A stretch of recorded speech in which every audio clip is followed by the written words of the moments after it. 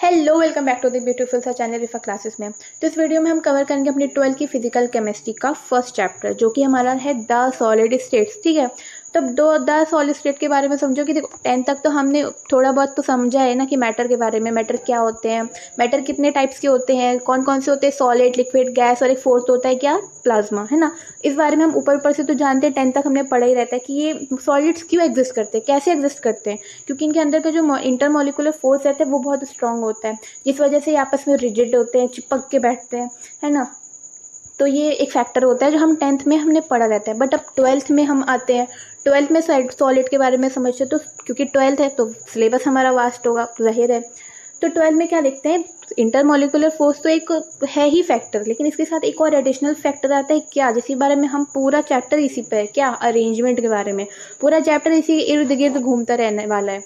ठीक है, तो अब तुम जब 12th के सॉलिड से पढ़ोगे, सॉलिड जब तुम्हारे दिमाग में आएगा, तुम्हारे दिमाग में एक स्ट्रक्चर आता होगा, क्या, डायमंड। क्यों? क्योंकि ये मोस्ट स्ट्रॉन्ग सब्सटेंस है। क्यों, किस वजह से? इसके अंदर की जितनी सब चीज़ें अरेंजमेंट की वजह से हो रहा है भाई। इसमें ये क्यों इतना स्ट्रॉन्ग है? सिर्फ और सिर्फ अरेंजमेंट और इंटरमोलिकुलर फोर्स की वजह से, जिसके बारे में हम इस चैप्टर में पढ़ेंगे। ठीक है, तो लेट्स गेट स्टार्टेड। ठीक है, तो चलते हैं अपनी चैप्टर की फर्स्ट स्लाइड में, जो कि हमारी होने वाली सॉलिड स्टेट के ऊपर। तो चलो देखते हैं। तो चलो सबसे पहले ना सॉलिड के एक बेसिक आइडिया ले लेते हैं कि आखिर सॉलिड होते क्या हैं। तो देखो, व्हाट इज सॉलिड। तो सॉलिड का अपना एक डेफिनेट मास होता है, अपना एक वॉल्यूम होता है, और इनकी अपनी एक शेप होती है। इनकी डेंसिटी हाई होती है। इनके बीच जो इंटरमोलिकुलर फोर्सेस रहता है ना, वो बहुत स्ट्रांग रहता है, और इनके बीच जो शॉर्ट डिस्टेंस रहता है वो शॉर्ट रहता है। ठीक है, जिस वजह से ये क्या, इनकम्प्रेसिबल और रिजिड होते हैं। इनमें जो कंस्टिट्यूएंट पार्टिकल होते हैं, इनकी अपनी एक फिक्स पोजिशन होती है। मतलब जैसे ये पार्टिकल हैं सॉलिड्स में, तो इस पार्टिकल की सिर्फ ये अपनी एक पोजीशन रहेगी, वो भी फिक्स्ड, इसके अलावा और कहीं नहीं जा सकता। ठीक है, और अगला क्या हमारा, ये only oscillate about their mean position. मतलब जैसे हमारा पेंडुलम होता है ना, तो ये हमारा ऑसिलेट सिर्फ यहाँ से यहाँ तक ही कर पाता है, ये इसका एक फिक्स्ड रहता है। इसी तरह हमारे जो पार्टिकल रहते हैं सॉलिड के, तो ये जो पार्टिकल रहेगा सिर्फ ये यहाँ से यहाँ ही ऑसिलेट कर पाएगा। यही लिखा है इधर कि only oscillate about their mean position. ठीक है, तो ये सॉलिड का थोड़ा थोड़ा बेसिक आइडिया है। जैसे कभी कभी डेफिनेशन वगैरह एग्जाम में आ जाती है कि what is solid, what do you, मतलब तुम क्या समझते हो सॉलिड। तो चलो अब अपना जो है अगला देखते हैं क्या है हमारा। अगला है हमारा क्लासिफिकेशन ऑफ सॉलिड्स। तो टाइप्स ऑफ सॉलिड्स पढ़ लेते हैं। सॉलिड दो तरह के होते हैं। क्या, पहला हमारा क्रिस्टलाइन सॉलिड, दूसरा हमारा अमॉर्फस सॉलिड। ठीक है, अब क्रिस्टलाइन और अमॉर्फस सॉलिड का क्या सीन है। क्रिस्टलाइन ना काफ़ी डिसिप्लिन बच्चा है, मतलब इसकी हर चीज़ फिक्स रहती है, काफ़ी सुधरा हुआ है, टाइम पे खाना, टाइम पे सोना। और वहीं पे अमॉर्फस काफ़ी बिगड़ा है, जब मन किया खा लिया, पी लिया, सो लिया। ठीक है, इसका ये रहता है। अब देखो इसमें डिफरेंस समझो। हमारे जो क्रिस्टलाइन होते हैं ये डेफिनेट और रेगुलर अरेंजमेंट दिखाते हैं, वहीं पे हमारा जो अमॉर्फस रहता है वो इनडेफिनेट और इरेगुलर अरेंजमेंट दिखाता है। इनमें लॉन्ग ऑर्डर शो होता है, इसमें शॉर्ट ऑर्डर शो होता है। ये शार्प मेल्टिंग पॉइंट दिखाता है, वहीं पे ये मेल्टिंग इन रेंज होता है। मतलब शार्प मेल्टिंग पॉइंट पहले समझो क्या होता है। जैसे कोई क्रिस्टलाइन सॉलिड है तुम्हारा और उसकी मेल्टिंग पॉइंट तुम्हें दे दी 278। ठीक है, तो ये 278 पे ही मेल्ट होगा। ठीक है, तो इसलिए इसको शार्प मेल्टिंग पॉइंट कहते हैं। और जैसे ये मेल्ट इन रेंज, मतलब जैसे तुम्हारा एमॉर्फस है और एमॉर्फस जो है 273 टू 279, ये रेंज हो गई। इस रेंज के अंदर किसी भी टेम्परेचर पे ये तुम्हारा एमॉर्फस मेल्ट हो जाएगा, इसलिए ये रेंज पे मेल्ट होते हैं। ये तुम्हारी sharp melting point, fix melting point रहते हैं इनका। जब तुम इनको काटोगे तो ये काफ़ी क्लीन चिकना चिकना सरफेस दिखाएंगे, इसलिए इनको क्लीन क्लीवेज भी दिखाते हैं ये। ठीक है, इनमें क्लीन क्लीवेज होती है। और जब तुम एमॉर्फस को काटोगे तो काफ़ी ऐसा रफ सा सरफेस दिखेगा तुमको, इसीलिए रफ क्लीवेज दिखाते हैं। इनमें डेफिनेट हीट ऑफ फ्यूजन रहती है, इनमें इनडेफिनेट हीट ऑफ फ्यूजन रहती है। ठीक है, ये ट्रू सॉलिड होते हैं, सच्चे सॉलिड। और वहीं पे ये स्यूडो सॉलिड्स होते हैं, मतलब सॉलिड्स के नाम पे धोखा। अब अगला देखो क्या है हमारा, एन आइसोट्रॉपिक इन नेचर। और वहीं पे ये एमॉर्फस होते हैं आइसोट्रॉपिक नेचर। पहले एन आइसोट्रॉपिक समझो होता क्या है।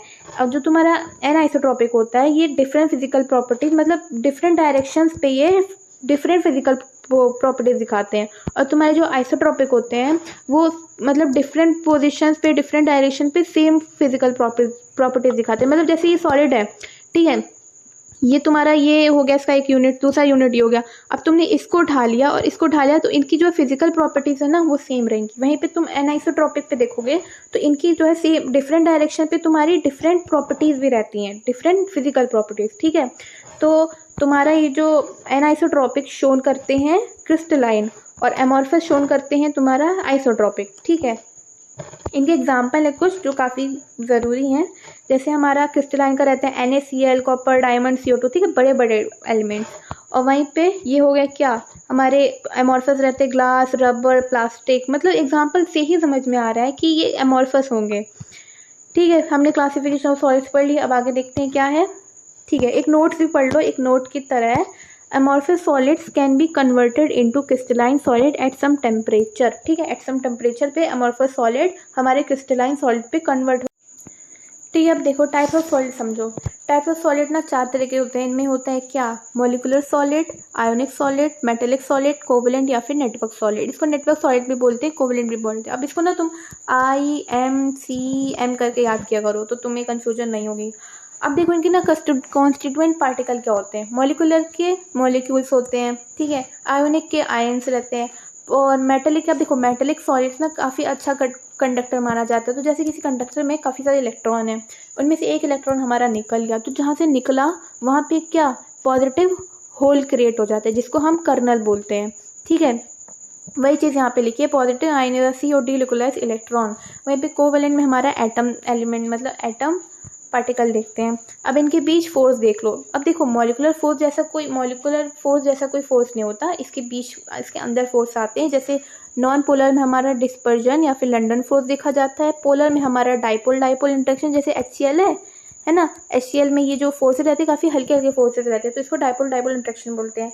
हाइड्रोजन बॉन्डेड में हमारी हाइड्रोजन बॉन्डिंग होती है। अब इनके एग्जाम्पल है argon tetrachloride, H2I2, CO2, HCl, SO2, ठीक है, वाटर, आइस मतलब।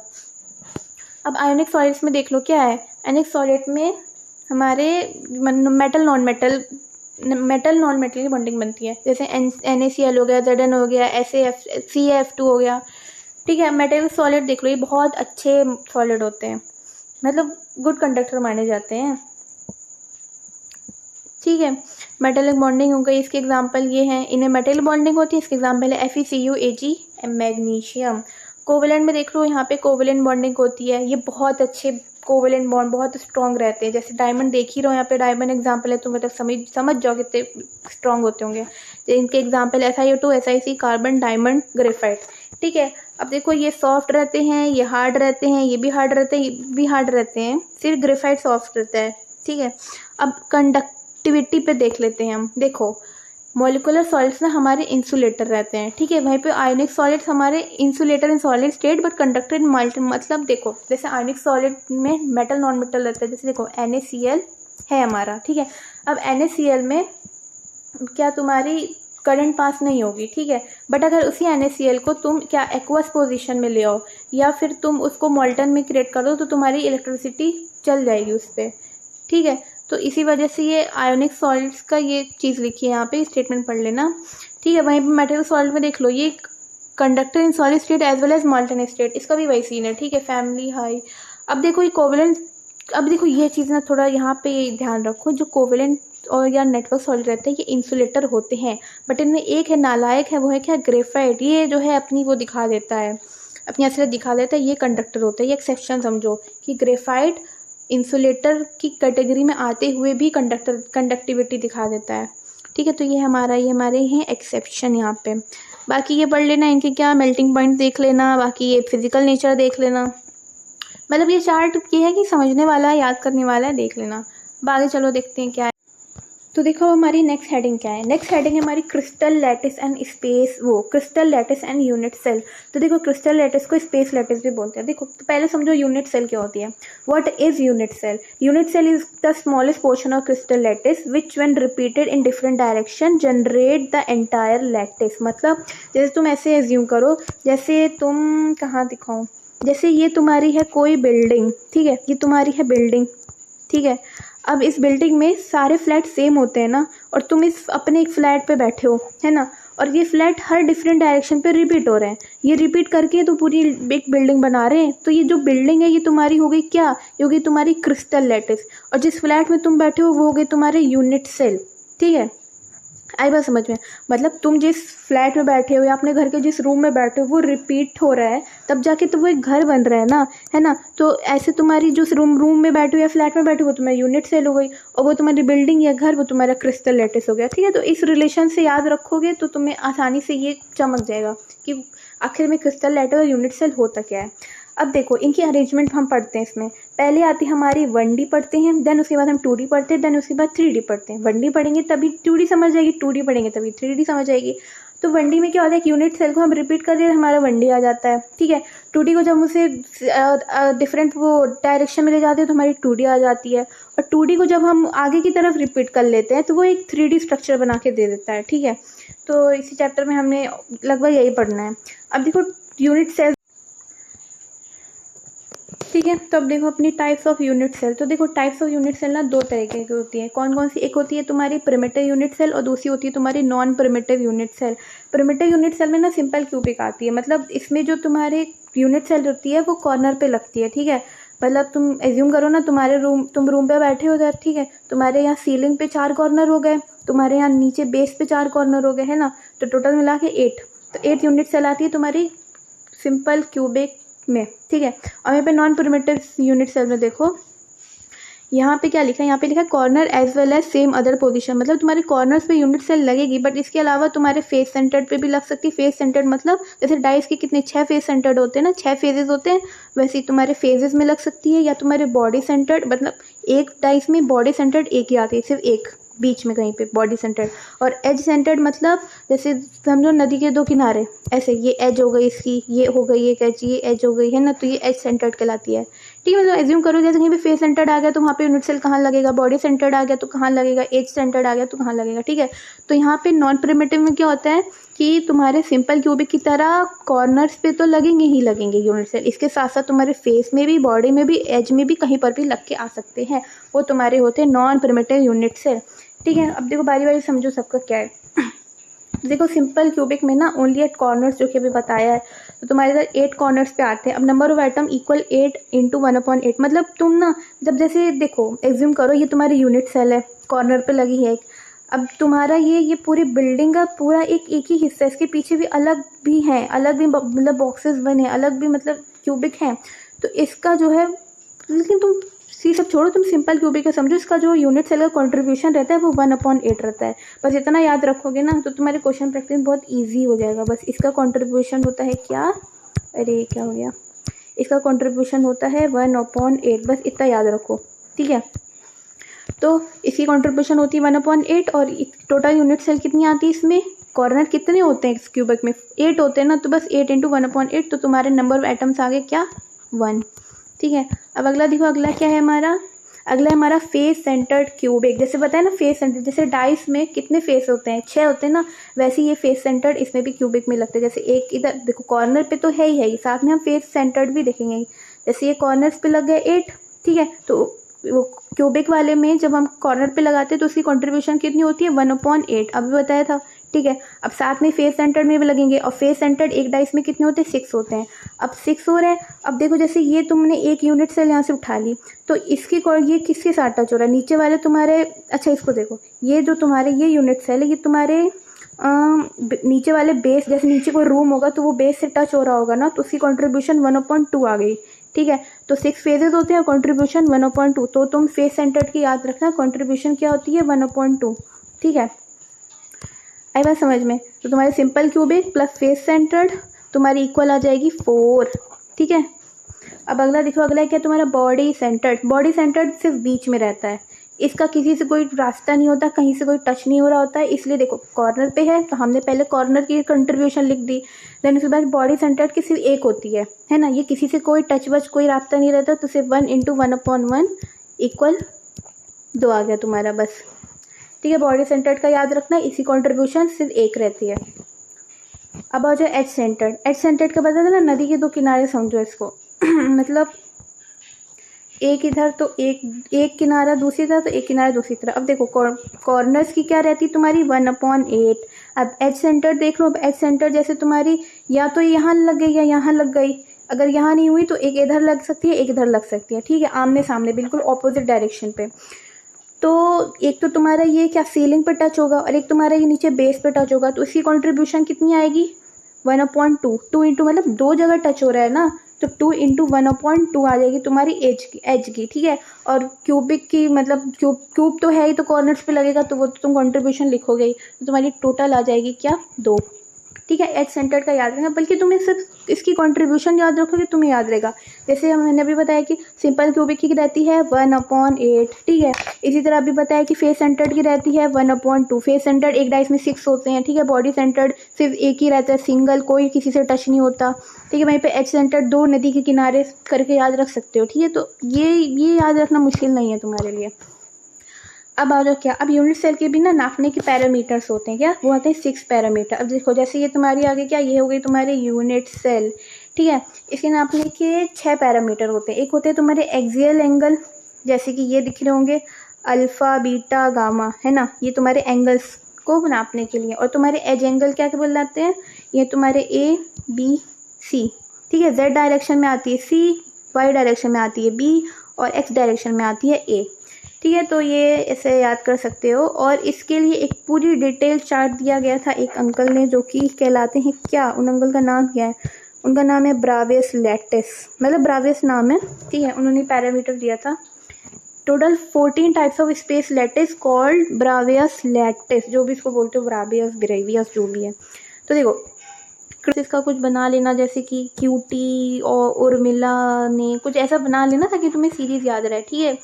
और ये उनके एजेस की लेंथ है, ये कुछ मतलब ये ना पूछ लिया जाता है, ये MCQs बेस आ जाते हैं, ठीक है। इनके एग्जांपल्स याद कर लेना, ठीक है। और ये देख लेना, इनके एंगल्स देख लेना। बाकी इसकी ना अपने आप ट्रिक बनाई जाती है, वो मैं एक अलग से वीडियो बनाऊंगी उसके लिए, ठीक है। अभी वन शॉट है तो देख लो अपना। बल्कि मेरा एक था, लेकिन इसमें ना थोड़ा सीरीज थोड़ा इधर उधर हो गया। जैसे मैं बता दूं, जैसे क्यूटी और जैसे क्यूटी है, या फिर सीटी कर लो, नहीं क्यूटी कर लेती, क्यूटी ज़्यादा सही लग रहा है। क्यूटी उर्मिला, ठीक है।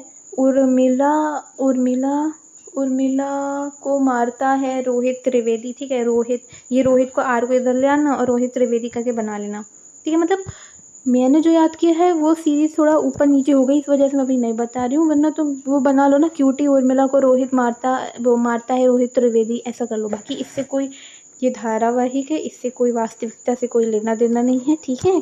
इससे ज़्यादा सीरियस मत होना, ठीक है। चलो आगे देखो, बाकी ये चार्ट रट लेना, रट्टा मार लेना, और कुछ नहीं, आपके पास कोई और ऑप्शन नहीं है।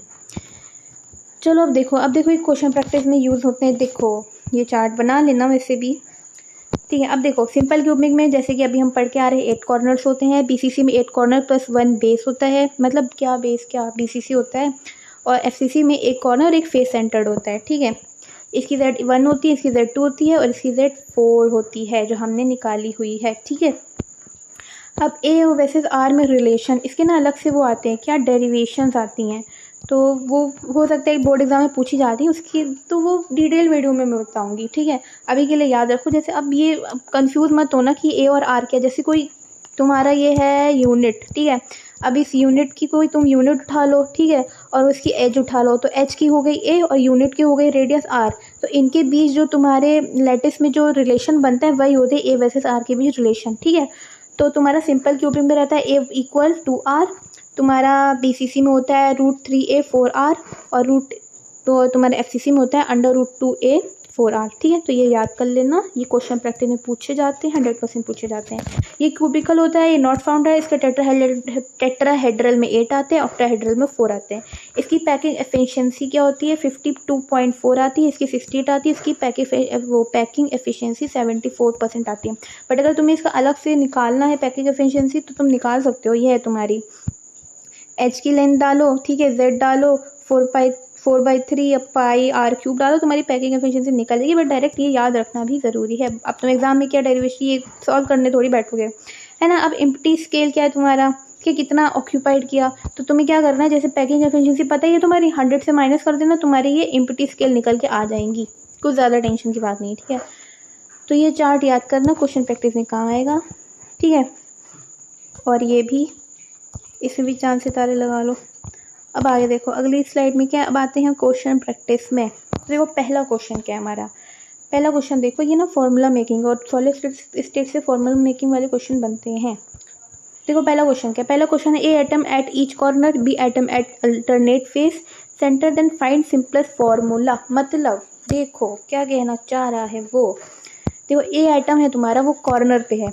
कॉर्नर पे समझ के तुम्हें आना चाहिए कि कंट्रीब्यूशन 8 वो 1/8 होती है और टोटल कॉर्नर पे यूनिट सेल रहती है 8। तो ए एटम के लिए तुमने बना लिया। अब B atom at alternate face, तो फेस सेंटर्ड के लिए क्या रहता है कंट्रीब्यूशन रहती है 1/2 और फेसेस रहते हैं 2, है ना। तो तुम्हारी ये से ये कैंसिल, 8 से 8 कैंसिल, तुम्हारा आ जाएगा तुम्हारा सिंपलेस्ट फॉर्मूला आ जाएगा तुम्हारा ए बी। अगला क्वेश्चन देखो, sodium crystallise in BCC unit cell of edge length 4.3, then find radius of Na। तुम्हारा बीसीसी दिया है, देखो पहले वो हिंट दे रहा है तुम्हारा क्या है, यूनिट सेल तुम्हारी है बीसीसी, तुम्हें ए और आर के बीच में रिलेशन पता है तुम्हें, और तुम्हें लेंथ दिया है, क्या है तुम्हारी लेंथ है तुम्हारी, ये तुम्हारी ए, तुमको ए दिया है, ठीक है, और तुम्हें साथ में रेडियस पता करनी है। तुमको अगर ये पता है क्या, ये बीसीसी में ए और आर के बीच रिलेशन पता है तो तुम्हें क्वेश्चन कर ले जाओगे, नहीं पता तुम्हारे नंबर तो गए। तो ये एफसीसी नहीं है बल्कि बीसीसी है, बीसीसी आना है इधर, बीसीसी। तो देखो, तो तुम यहाँ पे बीच रिलेशन रखे हुए जो गिवन है वो पुट करोगे, जैसे तुम 2 को यहाँ ले गए, √3 इंटू 4.3/4, ए की वैल्यू दी है 4.3, इसको पुट करोगे इधर और तुम्हारी वैल्यू निकल के आ जाएगी। इसका आंसर मुझे कमेंट सेक्शन में चाहिए, ठीक है। अगला देखो, अगला क्वेश्चन क्या है तुम्हारा, इसको सही करके लिख दूँ। अगला क्वेश्चन देखो, क्वेश्चन नंबर 3 है तुम्हारा कि फॉर्मूला मेकिंग ज़्यादा नहीं है क्योंकि ये मतलब ये बनते हैं मोस्टली, मैंने देखे हैं। तो देखो, ए एटम पे तुम्हारा है कॉर्नर पे, बी है तुम्हारा पीसी पे, ठीक है, एफ सी एक एटम है तुम्हारा फेस सेंटर्ड पे, और डी है तुम्हारा एच सेंटर्ड पे। देन फाइंड सिंपलेस्ट फॉर्मूला, ठीक है, सिंपल फॉर्मूला पूछा है इन्होंने। तो तुम्हें जैसे कि पता है कॉर्नर के लिए कॉन्ट्रीब्यूशन होती है 1/8, ठीक है। बी वो क्या बोलेंगे उसको, बॉडी सेंटर्ड के लिए तुम्हारी क्या रहेगी, बॉडी सेंटर सिर्फ 1 रहती है, तो उसका कोई कंट्रीब्यूशन होता है, मतलब कंट्रीब्यूशन होता है बट उसका 1 × 1 लिख के क्या ही उखाड़ लोगे, है ना। तो बी का हो गया 1। अब फेस सेंटर्ड में रहते हैं, फेसेस कितने रहते हैं 6 रहते हैं ना फेस सेंटर्ड में, और इनकी कंट्रीब्यूशन होती है 1/2। इसी तरह एच सेंटर्ड क्या रहते हैं तुम्हारे, एक क्यूब है तुम्हारा, उसमें सारे एच कितने होते हैं, एच कितने 12 होते हैं, इनकी कंट्रीब्यूशन क्या आती है 4 आती है, तो 12 × 1/4 कर लोगे, तुम्हारा ABC3D4 तुम्हारा सिंपलेस्ट फॉर्मूला निकल के आ जाएगा। बस तुम्हें कुल मिला के इनकी कंट्रीब्यूशन याद कर लो मेरे भाई, तुम्हारा क्वेश्चन हो जाएगा, ठीक है, सिर्फ कंट्रीब्यूशन याद कर लो। अगला क्वेश्चन देखो, अगला तुम्हारा ए एटम है तुम्हारा कॉर्नर पे, बी है तुम्हारा फेस सेंटर्ड में, when one of the B is missing then find new formula. एक ट्विस्ट आ गया, क्या तुम्हारा बी से एक मिसिंग है तो तुम क्या करोगे। देखो तुम्हें पता है ना फेस सेंटर्ड में 6 होते हैं फेसेस हमारे, पहले तो हम कॉर्नर का देखते, कॉर्नर का तुम्हें तो पता ही बच्चा, ये 8 × 1/8 रहता है ना। फेस सेंटर्ड पे कितने 6 फेसेस होते हैं ना, डाइस में 6 होते हैं, 6 लिखे 1/2 बेसिक हम नहीं लिखते, बट इन्होंने एक ट्विस्ट दे दिया क्या कि भैया बी का एक मिसिंग है, गायब हो गया, तो हम उससे माइनस कर दिए, हमारा आ जाएगा 5। तो तुम्हारा AB 5/2 आया, 2 को इधर ले आओ नानी के घर, A2B5 आ गया तुम्हारा क्या सिंपलेस्ट फॉर्मूला, ठीक है। इसी तरह क्वेश्चन याद करने हैं, बेसिकली तुम्हें क्या याद करना है, तुम्हें इनके रिलेशन बिटवीन याद रखने हैं, इनकी पैकिंग एफिशिएंसी याद रखो, इम्पिटी मतलब इम्पिटी का नाम याद रखो, कोई फ़र्क नहीं, 100 से माइनस कर लेना, इनके जेड याद कर लेना, और ये चार्ट रट लो, और क्या, और इनकी कंट्रीब्यूशन याद कर लो। अभी तक जो मैं बता रही हूँ वो क्वेश्चन प्रैक्टिस के लिए जो इंपॉर्टेंट है, बाकी थ्योरी तो पढ़ना ही है तुम्हें, इसके लिए तो कोई ऑप्शन है ही नहीं। अब आगे देखो, अब आते हैं हम अपनी कोऑर्डिनेशन नंबर में। देखो ये क्या होता है, number of nearest neighbour fair, मतलब अब जैसे तुम्हारा ये यूनिट है, इससे कितने और इसके रिश्तेदार हैं, ये तुम्हारी इसकी कोऑर्डिनेशन नंबर बताती है। मतलब जैसे तुम अपनी क्लास में बैठे हो, ये तुम हो, और तुम्हारे अगल बगल जितने लोग हैं वो तुम्हारे जिससे तुम्हारा वास्ता है वो तुम्हारे हो गए कोऑर्डिनेशन नंबर, जैसे समझो बस। फॉर SCC के लिए आता है हमारा क्या, सिंपल क्यूबिक के लिए आता है हमारे कोऑर्डिनेशन नंबर 6, BCC के लिए होती है कोऑर्डिनेशन नंबर 8, और FCC के लिए होती है 12। ये याद कर लो डायरेक्ट, ठीक है, इजी है, 6, 8, 12 सिंपल BCC FCC करके, ज़्यादा मुश्किल नहीं है, हमने ऐसे याद किया था। अब देखो और चीज़, प्रेशर बढ़ाओगे तुम्हारा कोऑर्डिनेशन नंबर बढ़ेगा, बट अगर तुम टेम्परेचर बढ़ाए तुम्हारा कोऑर्डिनेशन नंबर घटेगा, ठीक है, तो ये चीज़ याद कर लो। ये तुम्हें MCQ बेस क्वेश्चन में पूछ सकते हैं, ठीक है। तुम्हारा प्रेशर बढ़ा, कोऑर्डिनेशन नंबर बढ़ा, टेम्परेचर बढ़ा, कोऑर्डिनेशन नंबर घटा, ठीक है। टेम्परेचर इनके बीच 36 का आंकड़ा है, समझो ऐसे। अब आगे देखो, अब आती है हमारी 1D डायमेंशनल पैकिंग। 1D के बारे में पढ़ते हैं, ठीक है। 1D का कोऑर्डिनेशन नंबर क्या रहता है? 1D का कोऑर्डिनेशन नंबर है 2, known as linear close packing. मतलब 1D बताया ना अभी मैंने, एक मतलब वो लीनियर रहता है, एक के बाद एक के बाद एक के बाद ए अरेंजमेंट समझ लो ऐसे करके, ठीक है। अब ये ना 1D डायमेंशनल पैकिंग 2 टाइप्स की आती है। पहली आती है हमारी close packing, square close packing. दूसरी हमारी होती है हेक्सागोनल क्लोज पैकिंग। तो देखो इसमें तुम जैसे ये तुम्हारा यूनिट है, अब तुम पहले स्क्वायर क्लोज पैकिंग देखो, तुम्हारा स्क्वायर है, यहाँ तुमने एक उठाई बीच की यूनिट। अब इसमें तुम कोऑर्डिनेशन नंबर देखो, ये किससे इनका वास्ता पड़ रहा है, 1 2 3 4, 4 वास्ते पड़ रहे हैं ना, तो तुम्हारी कोऑर्डिनेशन नंबर आ गई 4, ठीक है। Every sphere touches 4 other sphere just because क्योंकि मतलब यूनिट सेल है इस वजह से, ठीक है। इसी वजह से तुम्हारी कोऑर्डिनेशन नंबर आ गई 4। इनका टाइपिंग, इनका टाइप अरेंजमेंट कौन सा टाइप का, ये तुम्हारा ए टाइप अरेंजमेंट, मतलब सेम तुम चाहे वो इनफाइनाइट तक लेते जाओगे ना, तुम्हारी ये ए टाइप ही रहेगी। अब स्फीयर थोड़ा गलत किया, तुम्हारी स्फीयर स्पेस इज 52.4%, मतलब ये कितना ऑक्यूपाइड कर रहा है, ठीक है। ये तुम्हारा आएगा तुम्हारा क्या 52.4, ये भी याद कर लो, ठीक है, याद कर लेना इसको। बाकी ये क्वेश्चन प्रैक्टिस में काम आने वाले हैं और तुम्हारे थ्योरी के लिए तो है ही। अब आगे देखो तुम्हारे क्या hexagonal close packing. Hexagonal close packing तुमने ये ना थोड़ी सी AB टाइप रहती है, जैसे ए सेम अरेंजमेंट सेम हो रही है, उसके बाद थोड़ा ही खिसक जाती है, मतलब थोड़ी डिफरेंट अरेंजमेंट आ जाती है, देन उसके बाद फिर रिपीट हो जाती है वही सेम, देन उसके बाद थोड़ी डिफरेंट आ जाती है। ये AB टाइप अरेंजमेंट रहती है, जैसे AB इसको ऐसे समझो, ठीक है। तो इसकी कोऑर्डिनेशन नंबर तुमने कोई भी लेट तुम यूनिट से उठा लो, इसमें जिनके वास्ते देखो किससे किससे पढ़ रहे हैं, 1 2 3 4 5 6 है ना, तो इसकी कोऑर्डिनेशन नंबर आ गई तुम्हारी 6। Every sphere touches 6 other sphere, ठीक है, इसलिए तुम्हें कोऑर्डिनेशन नंबर आ गई 6। इनका तुम्हें अभी मैंने बताया, इनका टाइप है AB टाइप अरेंजमेंट, ठीक है। स्पेस ऑक्यूपाइड 60.4%, ठीक है, ये भी याद रखना। हेक्सागोनल के लिए 60.4% है, क्वेश्चन में पूछते हैं। आ गया अब देखो, तो अगला क्या है हमारा, अगला है हमारा 3 डायमेंशनल पैकिंग। तो देखो ये 2 टाइप की होता है, पहला है हेक्सागोनल क्लोज पैकिंग जो कि है HCP जिसको बोलते हैं, दूसरा है क्यूबिक क्लोज पैकिंग जिसको बोलते हैं CCP। तो पहले हेक्सागोनल समझते हैं, ठीक है। हेक्सागोनल में पहले 3 स्फीयर आता है, फिर 7 स्फीयर, फिर 3, फिर 7, ठीक है। तो फर्स्ट का रिलेशन रहता है हमारा थर्ड से, और सेकेंड का रहता है हमारा 4th से। ये AB टाइप अरेंजमेंट रहती है, ठीक है। वहीं पे क्यूबिक CCP में देखोगे तो CCP में पहले 7 स्फीयर, देन 3 स्फीयर, फिर 3 स्फीयर, थोड़ा ऑपोजिट पे रहता है, फिर 7, ठीक है। तो फर्स्ट का रिलेशन रहता है 4th से, सेकंड का रहता है 5th से, थर्ड का रहता है 6th से, ठीक है। ये ABC टाइप रहते हैं, देखो ना ABC, ये तीनों आपस में डिफरेंट है। वहीं पे तुम HCP में देखो तो AB देन फिर AB, ठीक है। ये AB टाइप हो गई, ये ABC टाइप हो गई। अब देखो ये टेट्राहेड्रल रहता है, ये ऑक्टाहेड्रल रहता है, दोनों की कोऑर्डिनेशन नंबर बिल्कुल सेम रहती है, ठीक है। इसकी भी 12 रहती है और इसकी भी 12 रहती है। पैकिंग एफिशिएंसी भी दोनों की सेम है, 74%। एग्जाम्पल थोड़े अलग हैं, इनको याद कर लेना कि HCP के क्या रहते हैं और CCP के क्या रहते हैं, ठीक है। 3D डायमेंशनल पैकिंग समझ ली। अब आगे चलो अगला आता है हमारा वॉइड्स, होल्स, ठीक है। अब देखो ये वॉइड्स आखिर होते क्या है, vacant space between sphere is void, मतलब जैसे रुको मैं बताती हूँ, एग्जांपल ले लेते हैं। मतलब हाँ देखो, जैसे ये तुम्हारा क्या है, तुम्हारा क्यूबिक है, ठीक है। इस क्यूबिक में ये तुम्हारे यूनिट सेल है, ठीक है।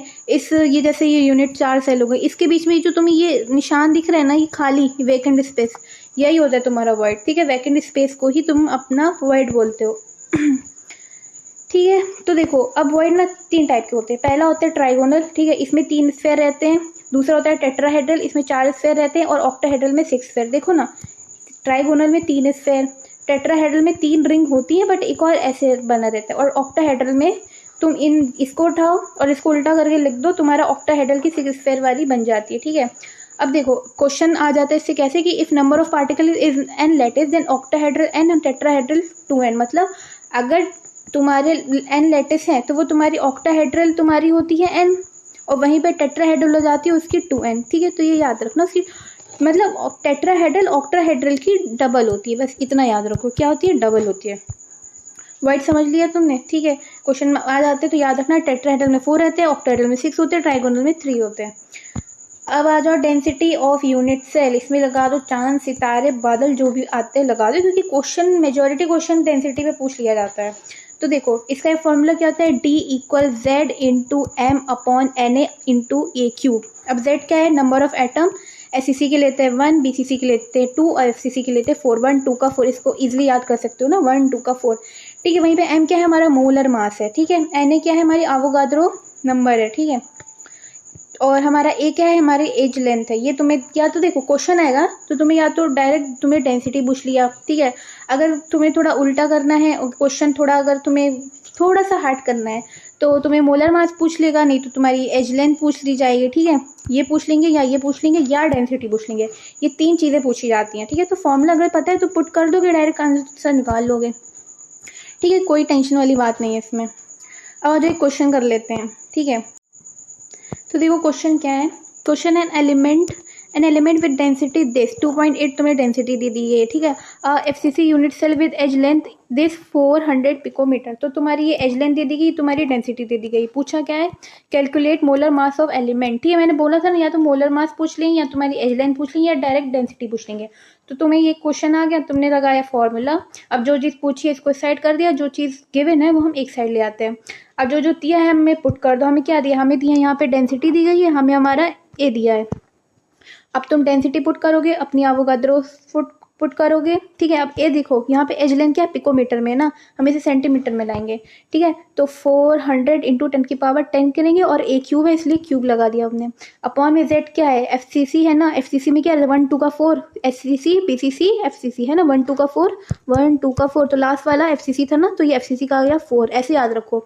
ठीक है, तो जब तुम इसको कैलकुलेशन करोगे टोटल मिला के तो तुम्हारा शायद 26.8, एक सेकेंड ये कलर ले लिया मैंने, शायद 26.8 करके आएगा। ठीक है, देख लेना अपने हिसाब से, अगर कुछ और हो तो मुझे कमेंट सेक्शन में बता देना। तो तुम्हारा 26.8 इसका आंसर आता है। ठीक है, तुम्हारा मोलर मास क्या निकलती है, ये निकलती है। अगला क्वेश्चन आ जाओ, आगे फिर से हमारा क्या फॉर्मूला मेकिंग पे। तो देखो ए जो कि है एटम हमारा HCP3D है, वो क्या रखता है हमारा 6, नहीं एक सेकेंड ये नहीं, हाँ पहले देखो क्वेश्चन समझते। देखो ए तुम्हारा एटम है वो HCP3D है। ठीक है, बी तुम्हारा 50%। देखो ए अगर HCP3D है तो ऑब्वियसली बी जो है तुम्हारा ऑक्टाहेड्रल वॉइड होगा 50%। ठीक है, तो फाइंड सिंपलेस्ट फॉर्मूला। तो ए हमारा HCP है तो उसमें क्या रहती है, हमारी 6 रहती है, और बी ऑक्टाहेड्रल वॉइड है ना, ऑक्टाहेड्रल वॉइड है तो उसमें क्या रहता है, उसकी कंट्रीब्यूशन रहती है 1/2। ठीक है, तो 6 इंटू 1/2 कर दिया। ठीक है, तो क्या आ जाएगा हमारा इक्वल 3 आ जाएगा। तो A6 B3, अब इसको और सिंप्लीफाई करेंगे तो हमारा आ जाएगा A3B। ठीक है, ये तुम्हारी आगे फॉर्मूला मेकिंग का क्वेश्चन हो गया। एक और इसी तरह है कि ए अगर हमारा CCP पे है और बी 100% ऑक्टाहेड्रल वॉइड पे है तो फाइंड सिंपलेस्ट फॉर्मूला। ठीक है, CCP है तो उसका जो है 4 रहता है। ठीक है, और 100% ऑक्टाहेड्रल वॉइड है उसका भी 4 रहता है, तो A4 B4, तो सिंपलेस्ट हो गया तुम्हारा AB। ठीक है, आगे समझ में। अब आ जाओ अगली स्लाइड में क्या है। ठीक है, तो देखो अब अगला क्या है, अगला है हमारा स्ट्रक्चर ऑफ आयोनिक क्रिस्टल। ठीक है, अब ये देखो ये क्या होता है, इसमें ना हम AB2 और AB2B टाइप्स की जो है क्रिस्टल पढ़ते हैं, और उसमें हम देखते हैं मतलब क्वेश्चन कैसा आता है कि जैसे तुम्हें AB टाइप का क्रिस्टल देगा और पूछा कि इसमें जो अनायन है वो कहाँ पर आएगा, कटायन है वो कहाँ पर आएगा, इसकी कोऑर्डिनेशन नंबर का रेशो बताओ, इन दोनों का रेशो बताओ, इस तरह के क्वेश्चन आते हैं। तो इसके लिए चार्ट गिवन है। ठीक है, तो देखो पहला क्या हमारा आयोनिक क्रिस्टल में पहला था हमारा NaCl। ठीक है, NaCl CHCl और ZNS जो है ये हमारे AB टाइप के क्या है, ये हमारे AB टाइप के, कहाँ से लेके कहाँ तक, यहाँ तक। और CF2 है हमारा AB2 टाइप का और Na2 है हमारा A2B टाइप का। ठीक है, तो जब NaCl आ गया तो उसका कटायन कहाँ ऑक्यूपाई होता है, वो होता है ऑक्टाहेड्रल वॉइड पे। ठीक है, और इसका अनायन होता है FCC यूनिट सेल पे, इसी वजह से इसका कोऑर्डिनेशन नंबर होता है 6:6। ठीक है, वहीं पे CHCl का जो कटायन होता है वो बॉडी सेंटर पे होता है, अनायन होता है सिंपल क्यूबिक पे, और कोऑर्डिनेशन नंबर होता है इसका 8:8। वहीं पे ZNS का तुम देखोगे तो वो होता है टेट्राहेड्रल सेंटर पे, और वहाँ पे उसका अनायन आता है तुम्हारा FCC क्यूबिक पे, और इसका रेशो होता है 4:4, कोऑर्डिनेशन नंबर होता है 4:4। ठीक है, तुमने कुछ चीज़ ऑब्जर्व करी होगी इधर, देखो दोनों का मतलब AB टाइप के जितने भी हैं उनमें सेम कोऑर्डिनेशन नंबर है, फालतू की टेंशन ही नहीं है, बिल्कुल सेम है ना।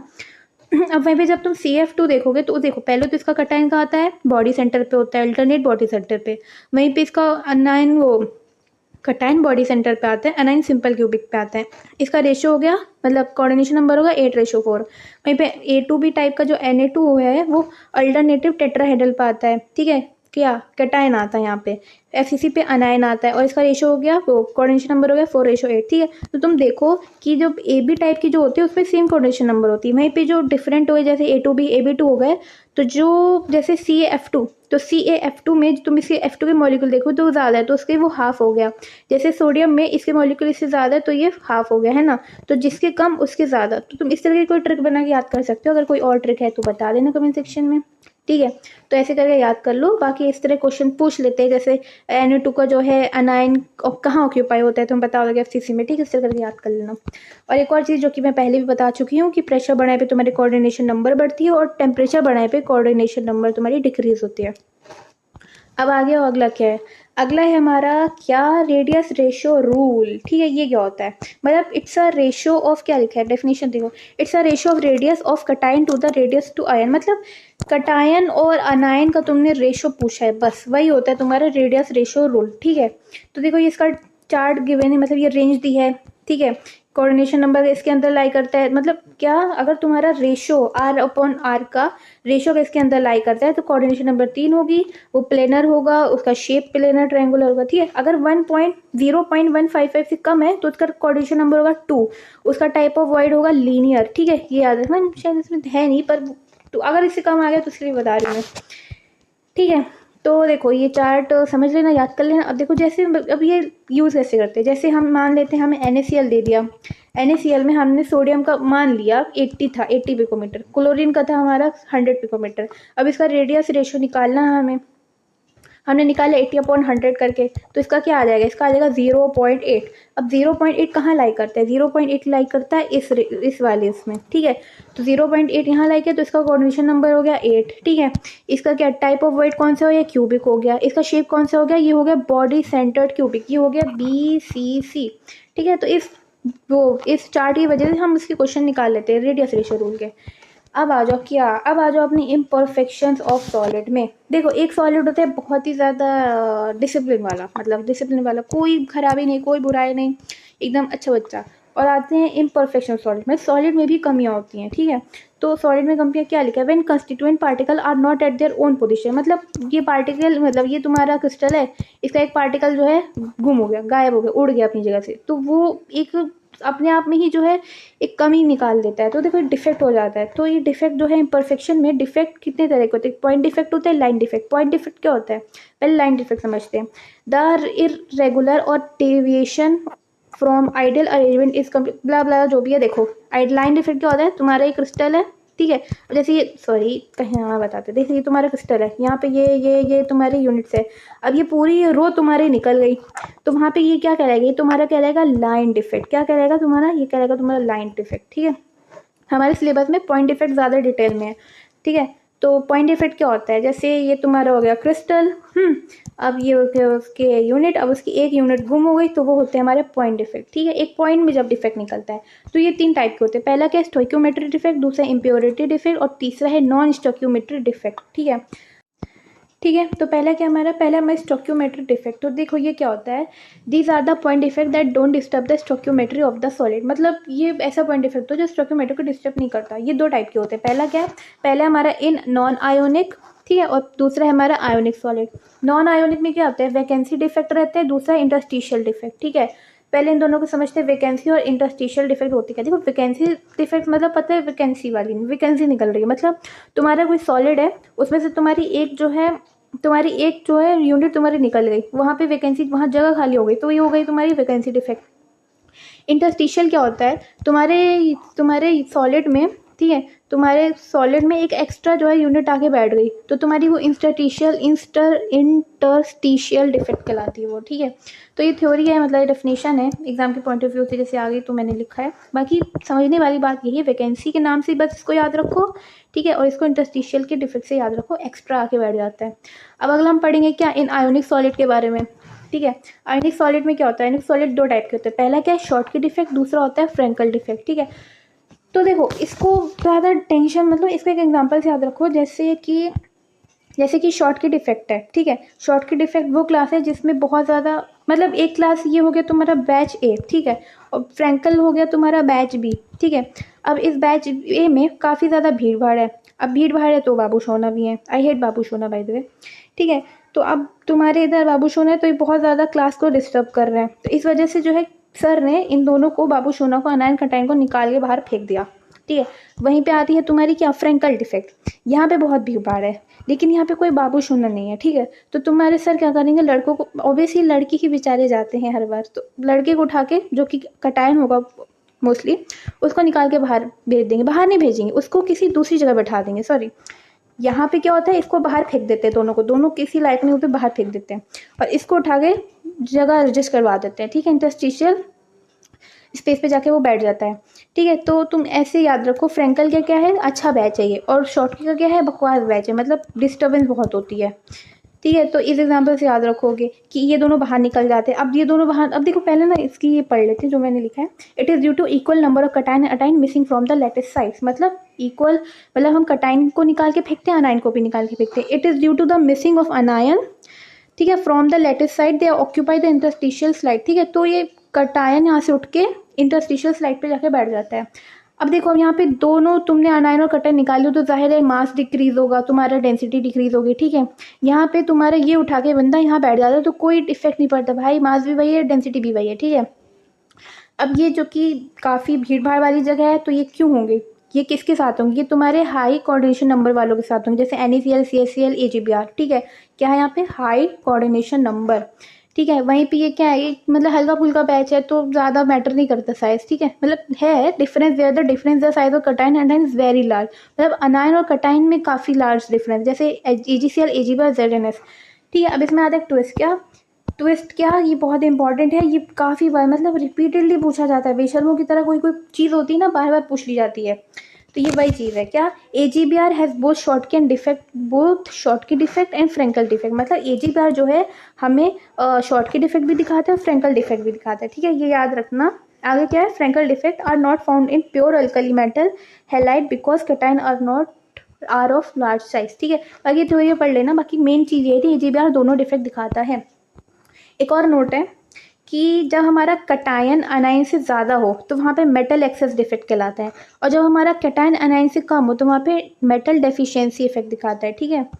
बाकी ये भी चीज़ थी याद करने की, ये भी चीज़ थी याद करने की, समझ लेना। बाकी जो मैंने बताया ना क्लास वाला, उससे याद करोगे ना, तुम्हें शॉर्ट की फ्रैंकल में कभी कन्फ्यूजन नहीं होगी, चुटकियों वाली चीज़ हो गई अब ये, ठीक है। बाकी एग्जाम्पल याद रखना और AgBr वाली चीज़ को भूल ही नहीं सकते तुम। अब आगे और जो क्या है, तो देखो पहले एफ सेंटर होता गया, देखो हमने लिया NaCl, जैसे हमने लिया NaCl, ठीक है। NaCl को फॉर एग्जांपल हमने किया गरम, ठीक है, हमने इसको किया गरम, तो जब हम NaCl को गरम करेंगे तो हमारा जो यहाँ पे, जैसे ये NaCl के अंदर क्या होता है, ये Na plus Cl minus, Na plus Cl minus, Na plus Cl minus, Na plus Cl minus, ठीक है।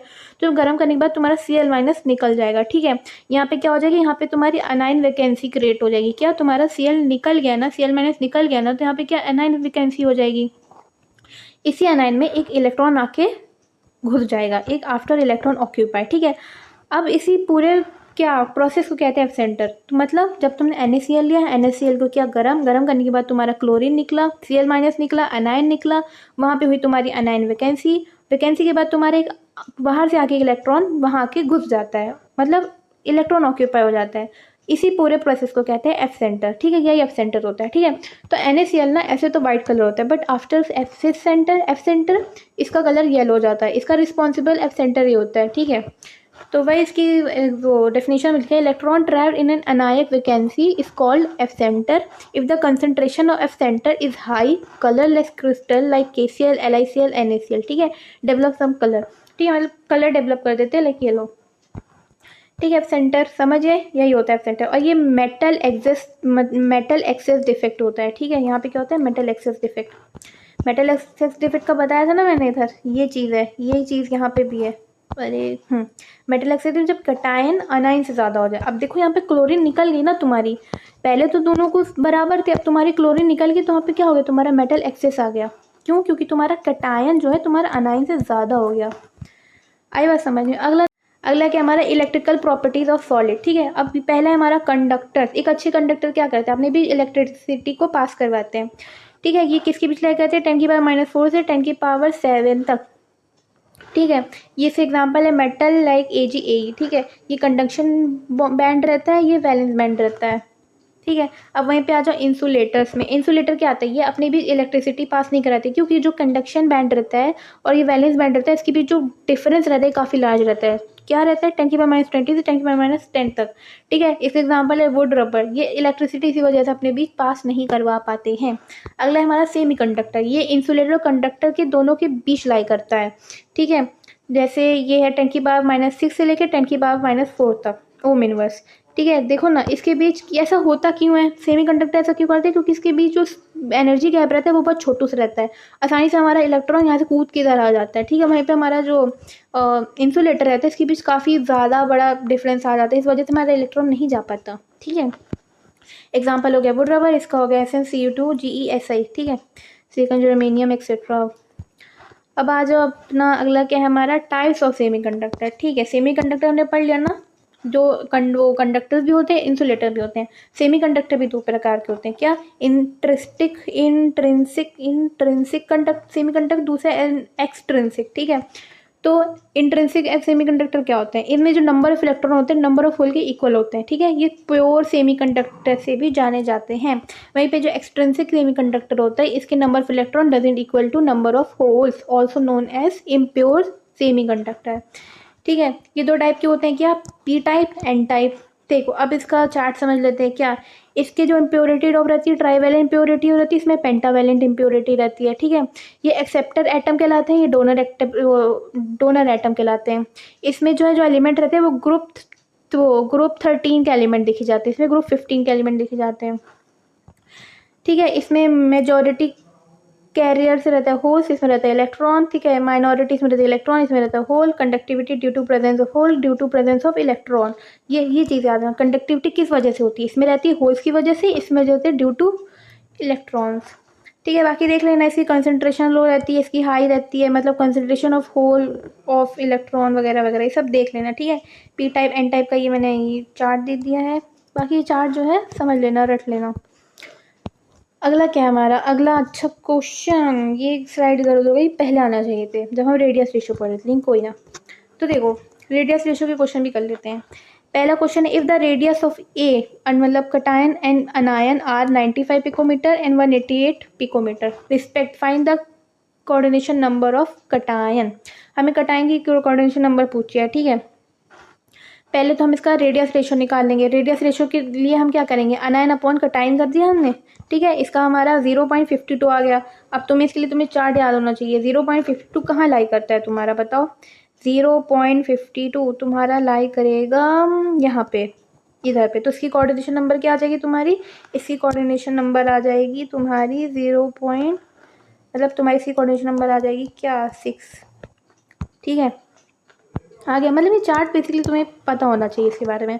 अगला क्वेश्चन आ जाओ। अगला क्वेश्चन क्या है, the ionic radii of RB and I are respect 1.46 and 2.16, the most probable type of structure exhibit by it is. मतलब तुमसे radius ratio पूछा है, ठीक है, और बाद में पूछ लिया तुम्हें ये कौन सा वाला वो होगा, क्या तुम्हारा वो टाइप ऑफ वॉइड होगा, ठीक है। तो चलो देखते हैं।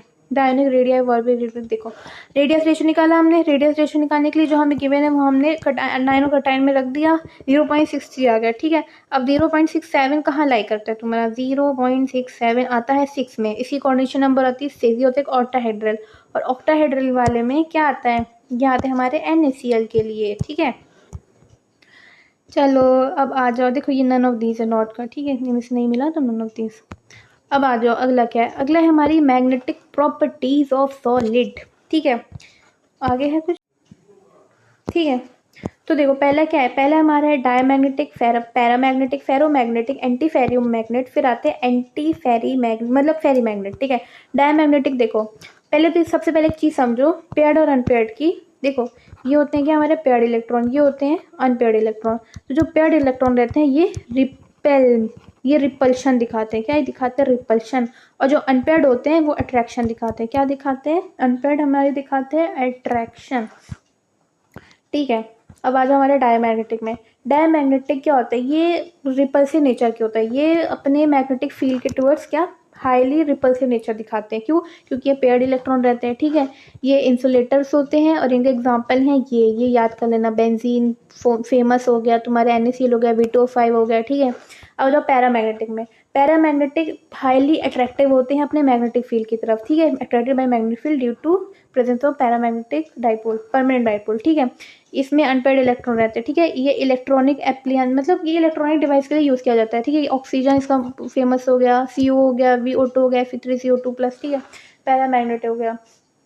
अब आ जाओ क्या फेरोमैग्नेटिक है। फेरोमैग्नेटिक क्या रहता है? ये हाईली अट्रैक्शन दिखाते हैं। क्या? ये हाईली अट्रैक्शन दिखाते हैं। क्यों? क्योंकि ये अनपेयर्ड इलेक्ट्रॉन है और इसका यूज़ होता है क्या? परमानेंट मैग्नेट बनाने के लिए इसका यूज़ होता है। किसका यूज़ होता है? फेरोमैग्नेटिक का, ठीक है।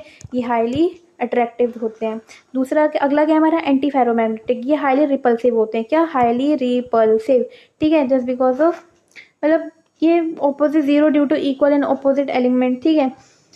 और क्या? Use in instrument of magnetic susceptibility measurements, ठीक है। इसके एग्जांपल याद कर लेना, FeO MnO ये है, FeO याद कर लेना, Cr2O3 याद कर लेना। दो मतलब कुछ खास होता है। MnO2 याद कर, ये MnO2 तो भूलना नहीं भाई, ठीक है। अगला क्या है अगला हमारा फेरीमैग्नेटिक। फेरोमैग्नेटिक और एंटी फेरोमैग्नेटिक के बीच लाई करते हैं, ना इधर के ना उधर के, ठीक है। This arises when there is net dipole movement, ठीक है। इसका एग्जांपल है क्या? Fe3O4। आई बात समझ में? तो मैग्नेटिक प्रॉपर्टीज हो गई, ठीक है। बाकी तुम्हें ये सब याद रखना है कि कौन अट्रैक्ट वो मैग्नेटिक फील्ड के टुवर्ड्स अट्रैक्शन रहते हैं, कौन रिपल्शन मारते हैं, ये चीज़ याद रखना। और ये चीज़ ध्यान रखना क्या जो इधर बताइए मैंने, क्या? अनपेयर्ड इलेक्ट्रॉन और पेयर्ड इलेक्ट्रॉन का फंडा। बाकी तुम्हारा चैप्टर हो गया ख़त्म, ठीक है। बाकी इस चैप्टर में हमने कंप्लीट थ्योरी करा दी, सब कुछ करा दिया, मतलब जितना मेरे से हो सका मैंने कराया है। बाकी अगर आपने वीडियो एंजॉय किया हो, आपको समझ में आया होगा, तो लाइक करना, शेयर करना, सब्सक्राइब करना और कमेंट कर देना, ठीक है। जब तक के लिए टाटा बाय बाय।